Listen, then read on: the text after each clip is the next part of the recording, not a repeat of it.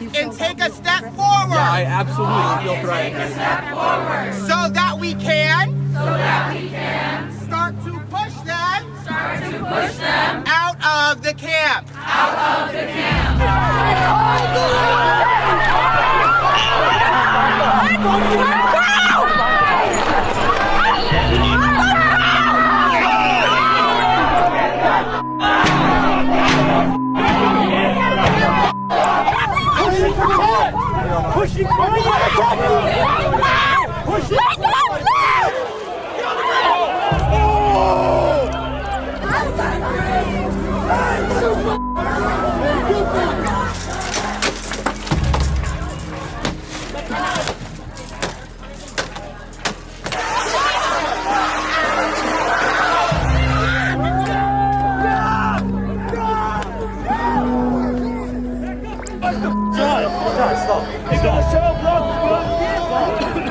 Where are the police? Where is security? Where are these people? Where is authority here? Get up!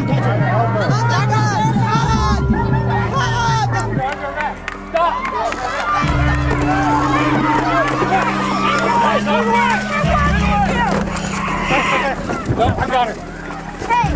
Ask for an end to police brutality and an end to the racist UWPD. They send them in to violently arrest. Now, what you're watching is by no stretch of the imagination a grassroots or organic social movement.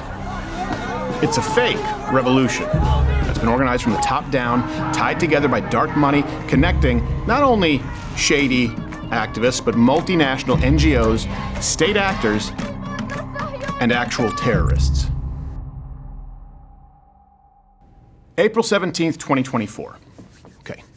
Columbia University President Minouche Shafik appears before Congress to address the concerns that anti-Semitism is running rampant on her campus. When we know that events will happen, we have moved toward requiring Columbia University IDs to access our campus.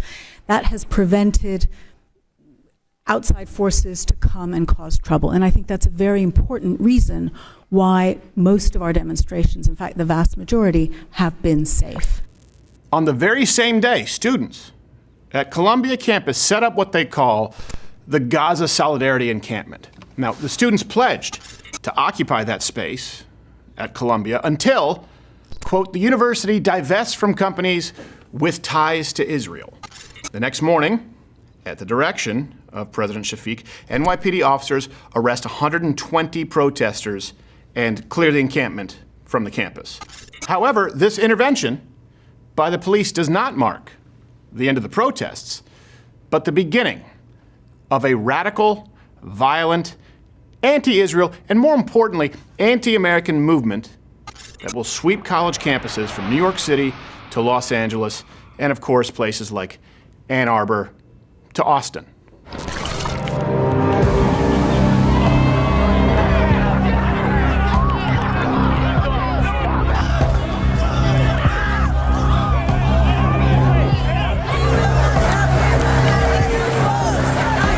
Campus and police response to our Nakba Day memorial is deplorable.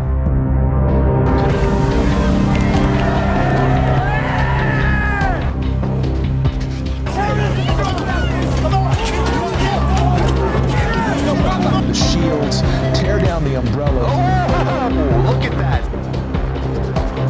And the question is that what are we doing? How come we don't have an intifada in this country?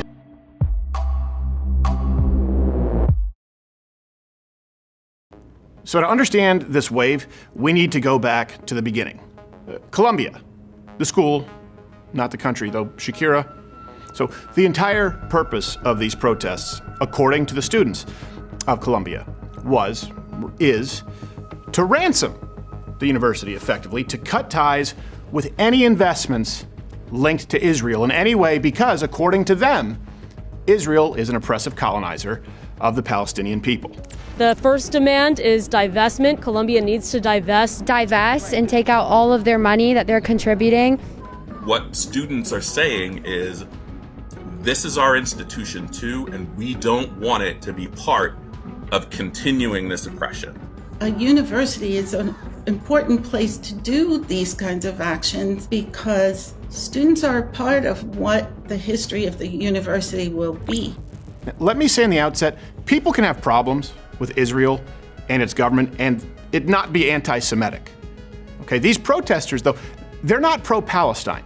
They are pro-Hamas. They have to be because they are funded by them. So a favorite rallying cry of this pro-Hamas crowd is disclose, divest, we will not stop, we will not rest. And when they say divest, we'll be using that term quite a bit, they don't just mean from weapons contractors like Lockheed Martin, which would be reasonable.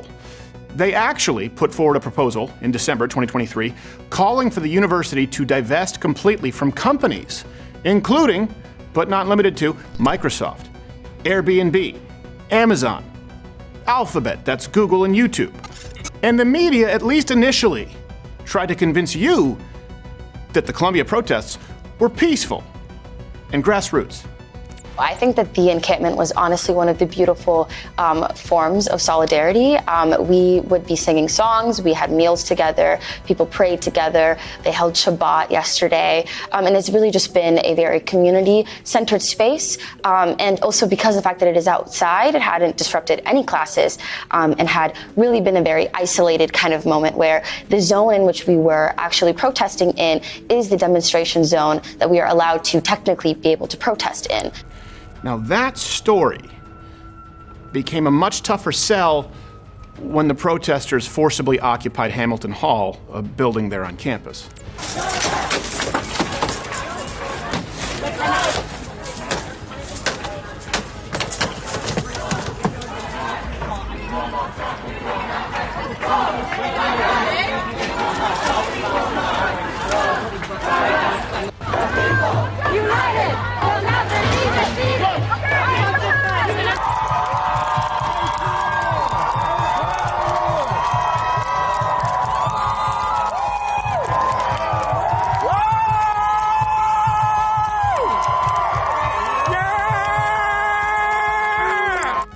If that's not enough, hell, they even kidnapped a janitor. First they pulled the alarm because the alarm was ringing, and then they put tables and chairs to block it. Like they stuffed that elevator with furniture. How was I gonna get out? Through the window? No. It's just scary just thinking that you're locked in with a bunch of crazies, you know? What I want to get out. That's the only thing you're thinking of is getting out. That'll show those Jews all of this in the name of divestment from a bunch of kids who largely couldn't point out the Jordan River or the Mediterranean Sea if their lives depended on it. Are we talking Gaza, West Bank, or does this protest consider all of Israel to be Palestine? Or I just want to know what the news of this. I mean, from the river to the sea is a slogan. Right. I mean, yeah. Now, keep in mind, you don't see these same students scream for divestment from, let's say, China? China? Gross abuses of human rights? In the open? And yes, Columbia and pretty much every major university in this country has extensive relations with China. So this all really begs the question, why do these students suddenly and exclusively care so much about this specific cause? Moreover, how the hell did these people organize themselves, not just at Columbia, but at hundreds of campuses all over the country?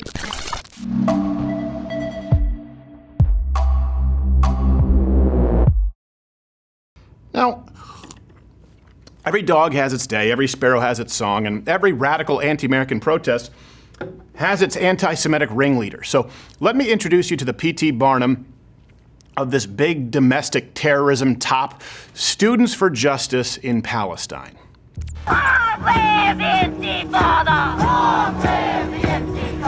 So passing a resolution or a referendum or whichever other actions we choose to take are not actually the goals in themselves, but they're tactics towards building this militant and mass movement for BDS at OSU. And we need to be ready to push this campaign as far as it needs to go in order to achieve divestment. Go back to Europe! Go back to Europe! Go back to Europe! Go back to Europe!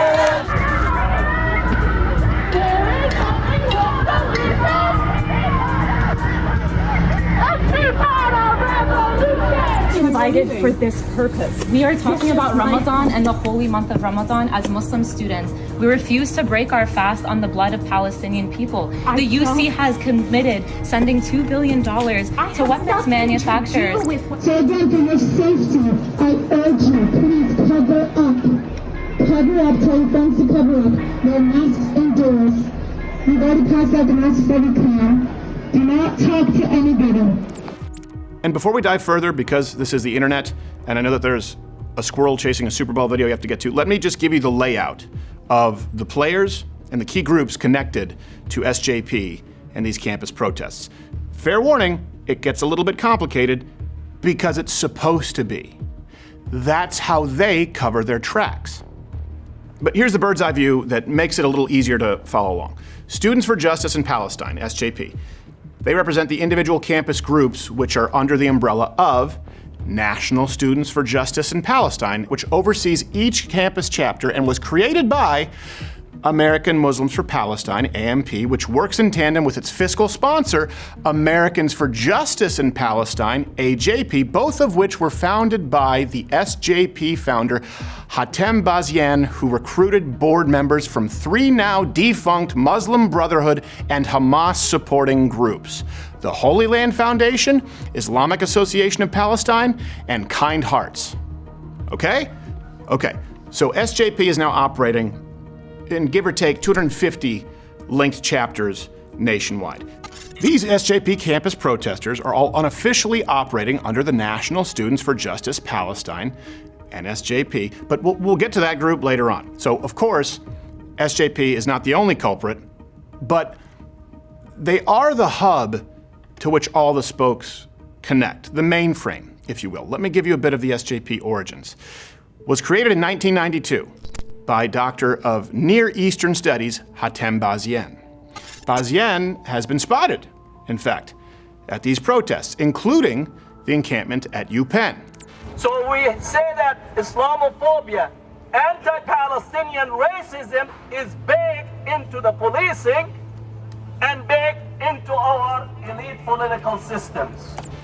Bazian is a professor at the University of California, and he serves as the executive director for the Islamophobia Studies Center in Berkeley. No surprise there. Just so you have an idea of who this gentleman is, he just has a bit of a tendency to dabble or paint, if you will, in anti-Semitism. He's a hate artist, like in 2017 when he retweeted these little on-the-nose posts. Or when he said this: "It's about time that we have an intifada in this country, the United States. We've been watching intifada in Palestine. We've been watching an uprising in Iraq against American soldiers. And the question is that, what are we doing? How come we don't have an intifada in this country?" To those still confused, he wants an intifada in the United States. Hope that clears it up. Or you can check out any of these anti-Israel ramblings. And we need to increase our participation politically. We need to take one neighborhood at a time. You need to count your days because the corruption that Israel represents will come to an end. We need to translate our strength into harassment of the political leadership. We've been watching Intifada in Palestine. We've been watching an uprising in Iraq. And the question is that what are we doing? How come we don't have an Intifada in this country? Now, I know you could argue that those are not technically anti-Semitic. It's just critical of Israel, sure. But that's not all Bazian is about. He's also a member of 2 organizations, the General Union of Palestine Studies and the Muslim Students Association, organizations directly affiliated with the Muslim Brotherhood. Spoiler, for those not in the know, the Muslim Brotherhood isn't too fond of the Jews. Bazian also founded the now defunct Kind Hearts, which was, in fact, a Hamas front group. In 2006, Bazian also founded American Muslims for Palestine, AMP, and is its national chairman. Now, like Bazian, AMP's executive director, Osama Abu Irshaid, has popped up at these organic protests in places like Columbia and George Washington University. 2008, the AMP created AJP, Educational Foundation, Inc., to be the fiscal sponsor for AMP. Now, the fiscal sponsor designation is important because this is how organizations like AMP can claim that they do not receive any foreign funds. How? Okay. The fiscal sponsor, in this case, the AJP, will collect donations from anywhere in the world and then, in turn, donate those funds to the final organization, in this case, AMP.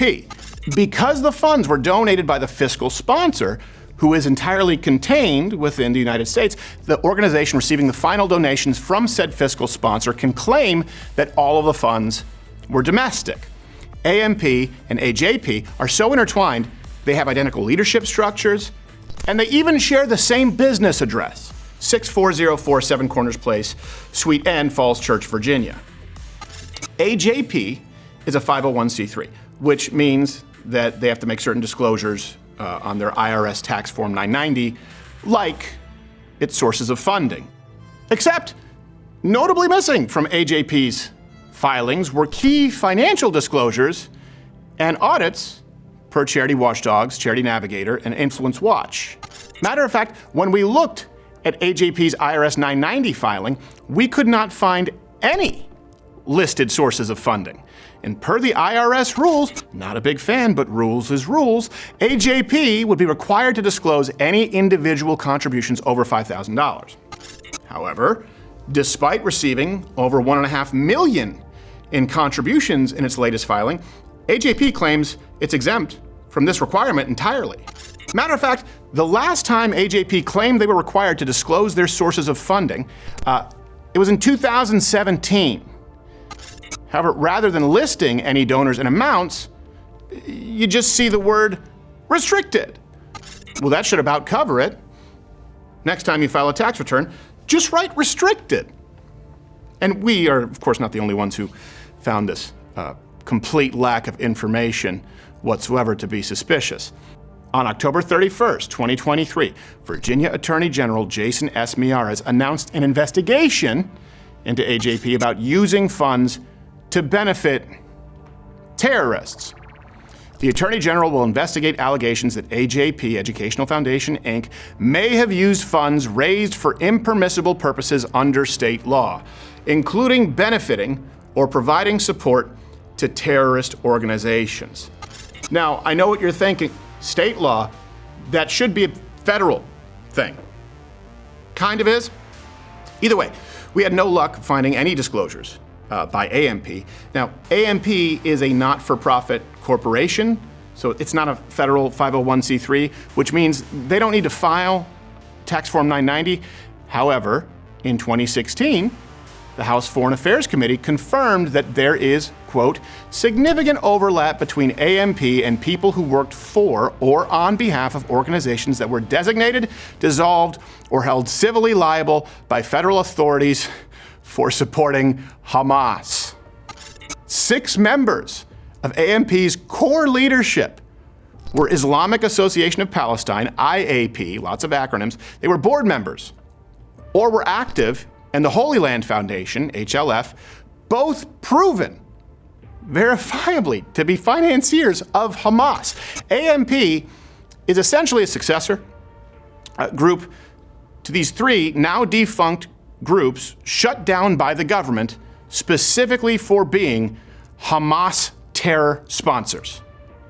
Onto Islamic Association of Palestine, founded in 1981 by individuals directly linked to Hamas. It was dissolved after being found liable in a civil case for the death of an American citizen killed by Hamas. The Holy Land Foundation, found to have funneled money to Hamas in 2002 and had its assets frozen by the Treasury Department. It was shut down in 2008. The Islamic Association of Palestine and CARE were unindicted co-conspirators. Now, Kind Hearts, the next organization, founded just after HLF was shut down. Their assets were frozen in 2006 for, you guessed it, funneling money to Hamas-linked groups. If you're noticing a trend, the organization was dissolved in 2012 after a settlement agreement with the United States Treasury. Board members of these organizations include people like Salah Sarsour, a Milwaukee-based member of AMP's board of directors, and was reportedly implicated in Hamas activity in the West Bank in the 1990s. According to statements given to Israeli investigators by his brother Jamil, Sarsour was personally involved in fundraising for Hamas. In 2010, AMP founded the National Students for Justice Palestine, NSJP. Again, like AMP, NSJP is not a registered 501c3, so we don't have the public disclosures, but in the funding for NSJP, we could find WeSPAC. NSJP's official fiscal sponsor is a New York-based nonprofit, Westchester's People's Action Committee Fund, WeSPAC, fun to say. As a fiscal sponsor, WeSPAC receives and administers donations on behalf of groups like NSJP. WeSPAC then keeps a percentage of the donations and remits the rest to the group that it sponsors fiscally. So this whole arrangement allows NSJP to collect and distribute funds without any transparency. The financial interactions between WeSPAC and its anti-Israel clientele is deliberately opaque, largely to shield from public view the flow of funds amongst all of them. WeSPAC is believed to be a conduit for money from abroad to the United States pro-Palestine causes. So in 2019 to 2023, WeSPAC revenue doubled. In fact, in 2023, they reported assets of $1.6 million. A little more about WeSPAC. It was founded by an anti-Zionist, a Jewish leftist, very leftist, Howard Horowitz. So they've received funding from foundations, donor-advised philanthropic funds. Some examples include the Rockefeller Brothers Fund. It's created in 1940, states that it's committed to becoming an anti-racist and anti-sexist institution. Okay. Donated $90,000 to WeSPAC in 2022. The Tides Foundation was founded in 1976, supports leftist, social justice causes, gave $35,000 to WeSPAC in 2022. WeSPAC is directly linked to funding other anti-Zionist organizations like Within Our Lifetime, Palestine Youth Movement, you've probably seen them all over Instagram, U.S. Palestine Community Action Network. You get the picture. Now on to AFER Foundation. AMP has also received funding from the AFER Foundation, an organization based out of Southfield, Michigan. One organization registered to the AFER Foundation, their offices, is actually the Muslim Arab Youth Association, MAYA for short. Now, an FBI investigation showed that MAYA directly helped finance and promote Hamas, again, in the United States. So in May of 2023, this whole funding network started drawing the attention of congressional investigators. The House Committee on Oversight and Accountability and the Committee on Education and the Workforce started demanding information from the U.S. Treasury regarding the funding sources for 20 pro-Palestinian organizations like AMP, WeSPAC, and, that's right, Students for Justice in Palestine. So I know I said it may get complicated. Allow me to recap here. The structure underpinning Students for Justice in Palestine.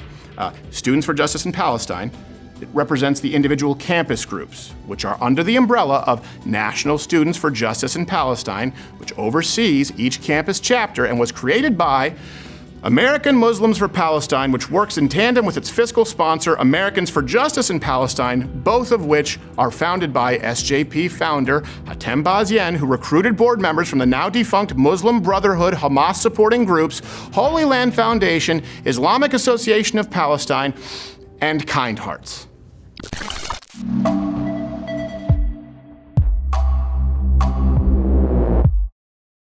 Now, if the organization portion of this upset you, I apologize in advance, because NGOs are not the only backers of this radical anti-American so-called revolution. More disturbingly, so are foreign governments, namely ones known for their active support of terrorism. Let's take, for example, the oil-rich state of Qatar. Here's a fun fact. Qatar donates more money to American universities than any other country in the world. that bears repeating. Qatar donates more money to American universities than any other country on earth. Did you know that? From 2014 to 2019, Qatar gave $2.7 billion. I didn't misspeak, not million. From 2014 to 2019, Qatar gave $2.7 billion to American universities. That figure, for context, is double what third place China has given. Some schools receiving Qatari money include Cornell, Virginia Commonwealth University, Texas A&M, Carnegie Mellon University, Northwestern University, Georgetown University. Oh, and speaking of Georgetown, they even have their own campus in Qatar.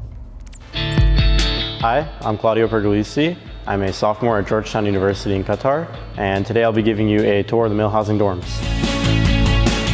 The housing is a very secure facility, which requires you to have an identification card, which gives you access to the gate. Interesting side note, at least to me, for all the hand-wringing and the screaming out there equating these violent campus protests with freedom of speech, even though these individuals support freedom of speech nowhere else, actually criticizing Islam in any facet is completely forbidden at Georgetown, Qatar. And relatively unsurprisingly, to completely expected take-your-pick research shows a direct correlation between the presence of Qatari funding and the presence of Students for Justice in Palestine as it relates to being on campus. More Qatari money probably means a greater likelihood that you'll have your campus infested by these nerds wearing Amazon-purchased keffiyehs. Do you know where that keffiyeh comes from? Yeah, just Palestine. That's not a Palestinian keffiyeh, actually. The Palestinian keffiyeh is black and white. Well, no, this is... That's a Jordanian keffiyeh. Yes. So that's why I asked if you know where it comes from. Now I have to disclose that the Qatari ambassador, Masal Hamad Al Thani, denied, by that I mean lied, about Qatar influencing American universities, stating on X, Qatar does not influence these universities and we have nothing to do with anything that happens on their home campuses in the United States. Really? Really? Explain this to me, to all of us, like we're 2 years old. Then why $2.7 billion to American University? This may be more believable, this claim, if his country was not a major political and financial supporter of Hamas. Remember, Hamas's main leadership is located in Qatar, where they bravely ordered hotel room service while their people suffered in Gaza. هذا المنظر طلع يقولي تحويل شباب الجيب وجايبين طلع جنب الاسرائيلي حاطينه دخل على المقدمه لا سجدة الشكر ان شاء الله على هذا النصر اللهم اتم نصرك وعزك يا رب لشعبنا وامتنا الله اكبر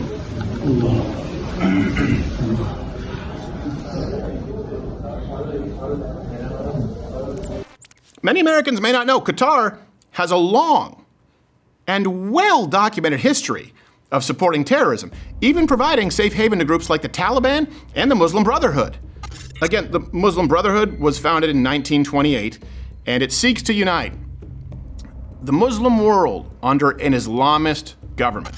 Nearly every single major fundamentalist Sunni Islamic group can trace their roots back to the Muslim Brotherhood. This is not in dispute. The references are in the description. Click that link. By the way, this includes, of course, Hamas. And so, to this day, the Muslim Brotherhood is thick as thieves with the Qatari royal family, while their mouthpiece, Al Jazeera, publicly pushes Muslim Brotherhood propaganda. And it all circles back with Qatar and the Muslim Brotherhood being directly linked to American Muslims for Palestine. AMP was founded by Hatem Bazien, we've told you about, who also founded Students for Justice in Palestine. So there is a very clear, linear a direct connection between the state of Qatar and SJP, the group responsible for the outbreak of jihadi protests on American campuses. You know, the term astroturf is thrown around a lot to accuse any type of protest or civil unrest of being fraudulent, being disingenuous. What does astroturf really mean? Typically means that it's a top-down, organized approach to protesting or to marching, striking, that doesn't really come collectively from people of shared values, but a few shareholders, a few people with interests at stake who are willingly and they're knowingly exploiting people who don't know better. Does that apply here? Well, I think it could be argued that it would be astroturf if you believed that these were simply unruly, slightly violent protests with students on campus who effectively want to be Marxists and toss their lot in with any leftist cause, who are organically coming together under a common cause and maybe have some backers who give them a few water bottles and sandwiches every now and then. Maybe it could be argued astroturf. But what we are seeing is a movement controlled, designed from the top down by massive, multi-million-dollar organizations, entities, with a vested interest in exploiting young Americans who don't know any better. Moreover, foreign governments with a vested interest in continued global terrorism, donating, financing to the tune of billions of dollars, the infrastructure on American campuses across this country. It's not just that you have people out there who don't understand the conflict in the Middle East and perhaps don't have an educated or nuanced view. That's the buzzword of the day, along with gaslighting. It's that these young people are precluded from knowing, and if they happen to find out, speaking the truth on anything happening globally in this conflict or on campus because of the funding coming from these organizations who don't just have, let's say, a bleeding heart for the Palestinian people. I think everybody can see what's going on there. And if you're a decent person, your heart breaks for the innocent involved. Of course. No. These multi-billion-dollar international governments and pseudo-national organizations have a vested interest and have disclosed support for organizations, for movements like the Muslim Brotherhood and Hamas. They've been caught. It's not that they disagree with some of you. This is a movement funded from the top down because it hates America. That's what you're watching.